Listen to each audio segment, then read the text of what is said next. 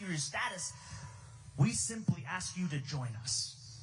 That is our question.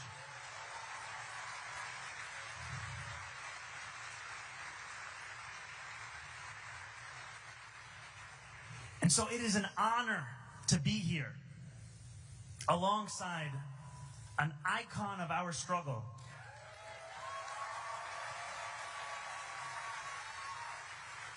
And also, we know that Bernie once famously said, if you want someone to wish you happy birthday, that's not me. But he also said, not me, us. And on Monday, it will be Senator Sanders' birthday, and I ask you to join me. Happy birthday to you. Happy birthday to you. I need your help with my voice. Happy birthday, Bernie Sanders. Happy birthday. And now, the senator from the great state of Vermont, Bernie Sanders!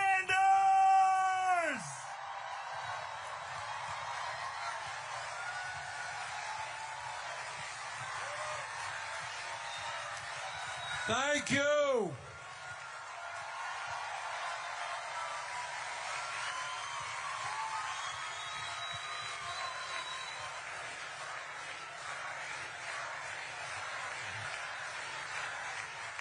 Thank you very much.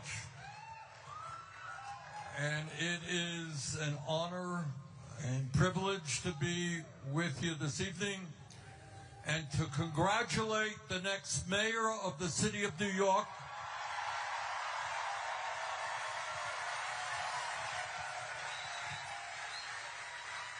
on an extraordinary campaign.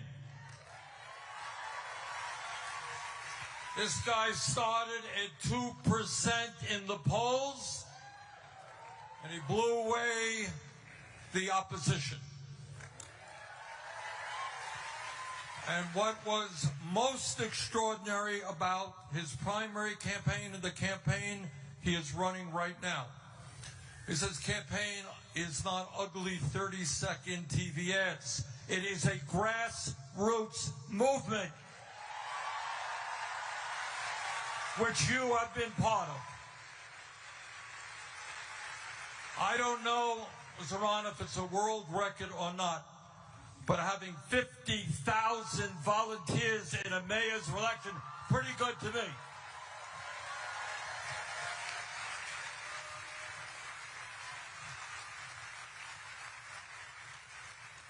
Now, as part of our Fighting Oligarchy tour, which Zohran is joining me on tonight, we have now been to 21 states. We have done 35 events for over 300,000 people from Maine to California.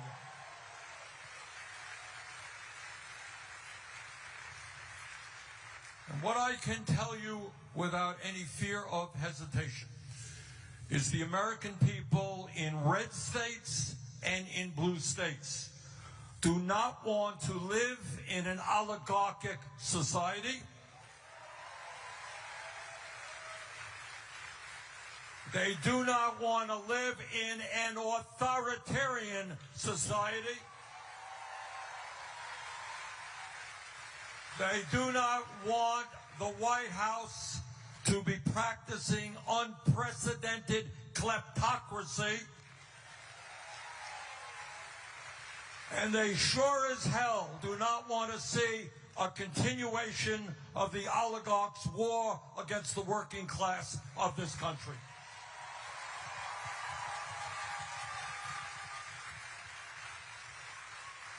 And what Zohran's campaign is about is an understanding that today we are living in an unprecedented moment in the modern history of our country, and we have got to fight back in an unprecedented way.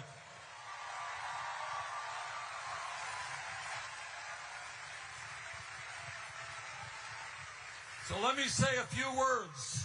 Let me just say a few words about what's going on in this country.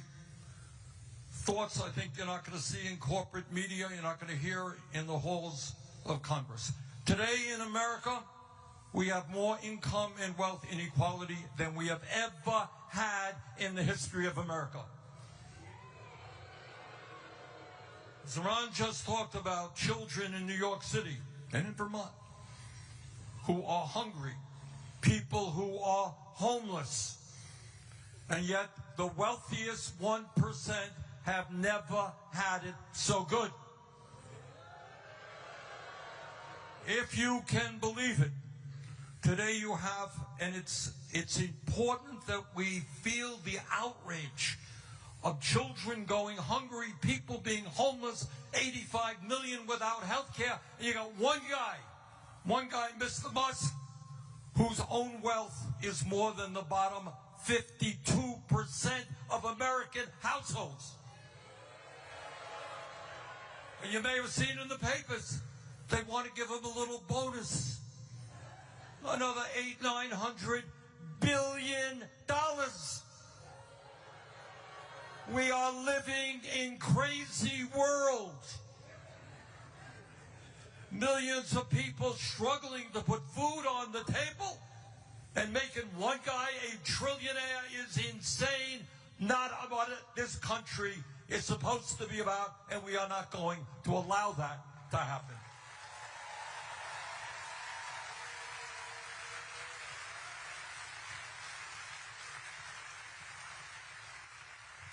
But it's not only income and wealth inequality. Today you have more concentration of ownership in America in every major sector: financial services, transportation, agriculture, media. You got a handful of giant corporations that determine what is produced, how workers are treated, and what you pay for those products.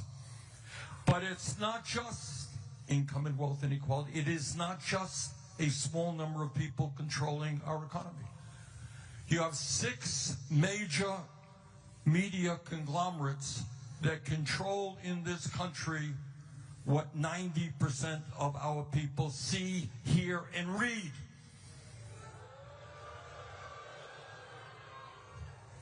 It is not an accident, brothers and sisters, that Mr. Musk owns Twitter. Not an accident that Mr. Zuckerberg owns Meta, which is Instagram and Facebook. Not an accident that Mr. Ellison recently bought Paramount, which owns CBS. Not an accident that Jeff Bezos owns the Washington Post and Twitch. Not an accident that our good friend Rupert Murdoch owns the New York Post, Wall Street Journal, and right-wing publications all over the world. Bottom line, never before in American and, in fact, world history have so few people had so much wealth and economic power. And with this development of AI, which is a whole world unto itself, they're going to have, unless we stop them, more concentration of ownership and more power. But it's not just the economy that these guys control. And that is what we're seeing and what makes this particular campaign of interest worldwide. These guys control, especially since the disastrous Citizens United Supreme Court decision, we have a situation where it is perfectly legal for billionaires to set up super PACs and spend hundreds and hundreds of millions of dollars supporting candidates who will protect the interests of the rich and defeating candidates who are trying to represent working families. So in other words, what you are seeing now is an oligarchy with enormous economic power and enormous political power in both political parties.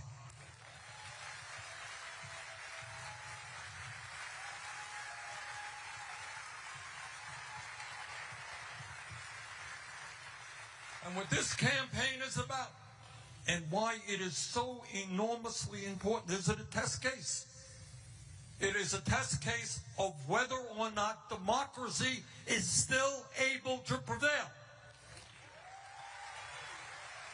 You know, in the old days, I mean, money has always played an enormous role in politics. Nothing new about that. But in the old days, they kind of kept it secret. Right now, you got people like Bill Ackman and others saying openly, front pages of the newspapers, we will spend as much as it takes to defeat this guy. You have the President of the United States working to make it harder for him to get elected. So what are these people, these oligarchs, afraid of? Seems to be a nice guy, dresses very nice, beautiful smile.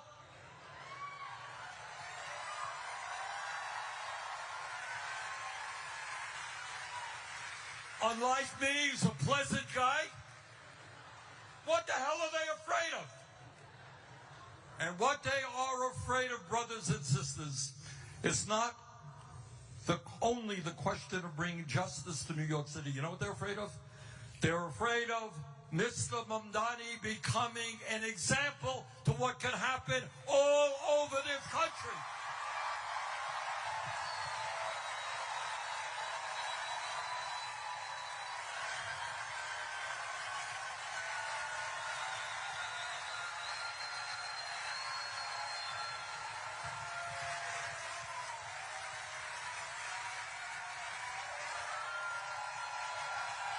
That's what this campaign is about. They are scared to death.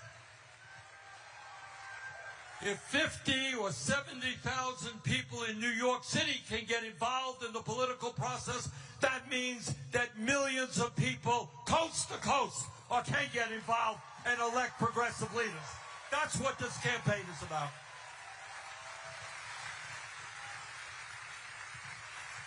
And you know what else they're afraid? They have, because they control media, and political life, and economic life, they control in many ways the culture of America. And this is what the culture today is about. It's about walking the streets of America and finding people sleeping out on the street. It's about seeing 60% of our people living paycheck to paycheck, while the people on top are becoming phenomenally rich. And what the culture says basically is, you are powerless. There is nothing you can do about it, because the oligarchs own it all. They have unbelievable wealth. They have power. They own the media. They own the political system. You are powerless. And what we are here tonight to say is, to hell with you. We're going to take you on. We're going to defeat you.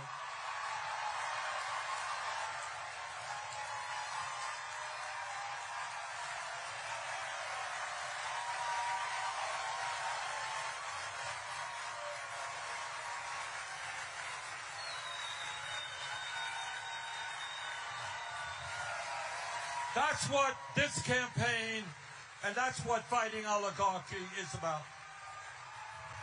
They want to tell you that we cannot change this incredibly unfair and unjust status quo. Think about what Zohran is campaigning on. Every psychologist in the world tells us that 0 through 4 are the most important years of human development, right? In Washington, I hear all of my colleagues, they love America. Oh my God, got big flags all over the place. Well, if you love America, you love the children of America. If you love the children of America, you don't have hungry kids in Vermont or New York City. and you don't have a broken and dysfunctional and unaffordable child care system. Oh my God, what a radical idea to say that parents and kids should have good quality child care. Oh, how radical you are. Oh my God. All over this country, in Vermont, in New York City, people cannot afford their housing. Now, it's a funny thing. I did some calculations. I grew up, as some of you may know, about a mile away from here.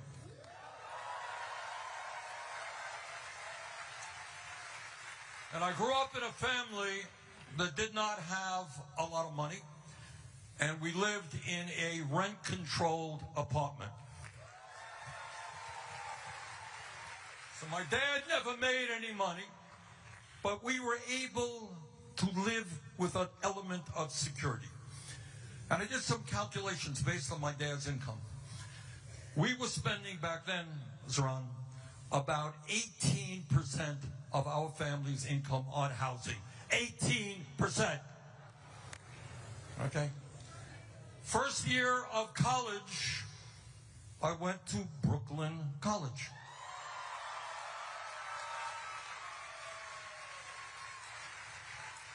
If my memory is correct, and my brother graduated from Brooklyn College before me. And when he graduated, do you know what tuition was in Brooklyn College? It was zero. It was zero in state colleges in Vermont. It was zero at the University of California. It was zero in many great public colleges and universities. What a radical idea. You want to make college affordable. Unheard of. We only had it 70 years ago.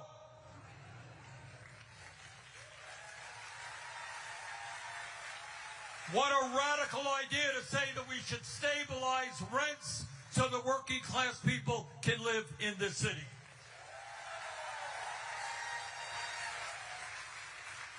What a radical idea to say that working class families should be able to go into a grocery store in an area where there are food deserts and be able to afford decent quality food for their children. Oh, man. What a radical guy he is. What's the point? The point is you've been sold a bill of goods. You've been told that this is the best America can be. You've been told that it's okay for a few to have unbelievable wealth while 60% struggle to put food on the table and pay their rent. You've been told that it's okay that we got kids all over this country who give up the dream of a higher education because they can't afford it and don't want to go deeply into debt. You've been told that it is okay for working class parents to have to spend 30–40% of their limited incomes on child care. That's what you've been told. Well, what Zohran is telling you and what I am telling you tonight, that is a crock of dash.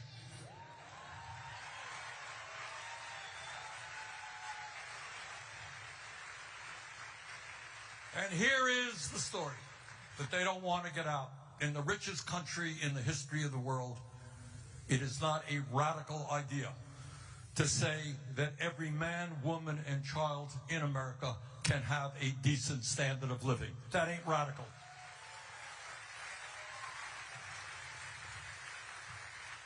It's not radical to say that we can have a vibrant democracy by getting rid of Citizens United and moving to public funding of elections. It's not radical to say that the billionaire class has got to start paying their fair share of taxes.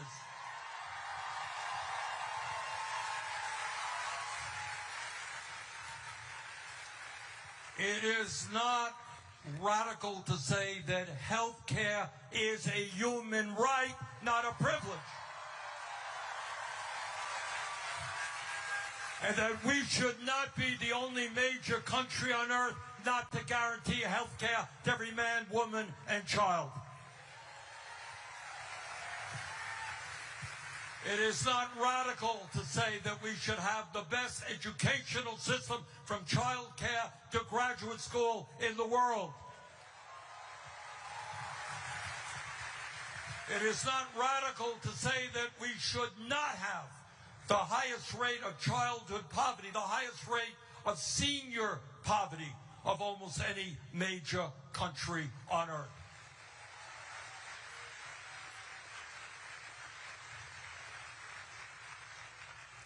And by the way, it is not radical to say that we should have a foreign policy based on humanity and based on justice.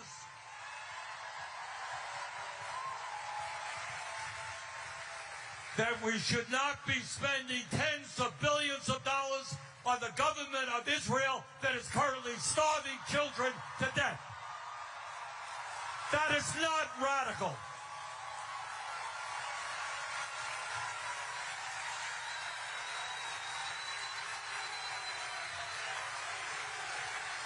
That is what the American people want. So, brothers and sisters, what this struggle is about, and let me not kid you, it's going to be tough. It is going to be tough because these guys, these oligarchs, they are very religious people. Their religion is greed.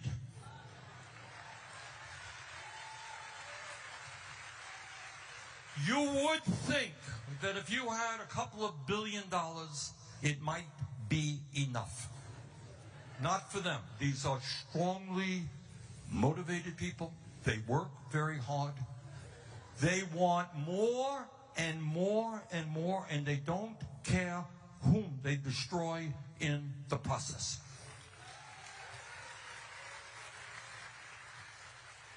So they have the wealth, they have the power. But you know what we got? And that's what Zohran's campaign is showing. We have the people.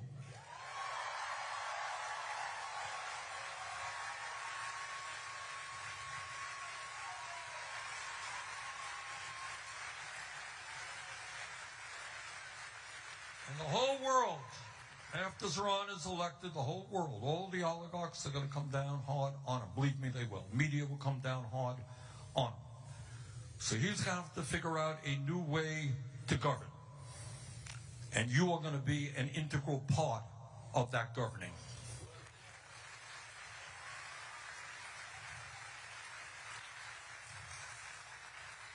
So brothers and sisters, I want to thank all of you for coming out in this difficult moment in American history. And I want to remind you what you already know. What's going on here in New York City in this campaign is being watched all over America, all over the world.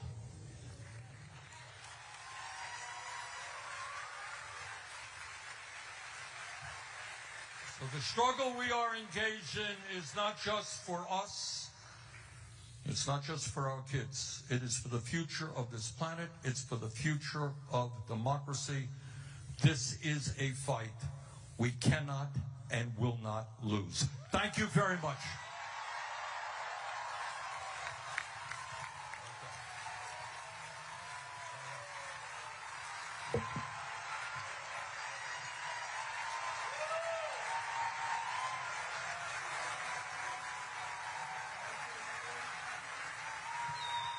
Okay. Okay, we have, Faz, raise your hand. Socrates, we're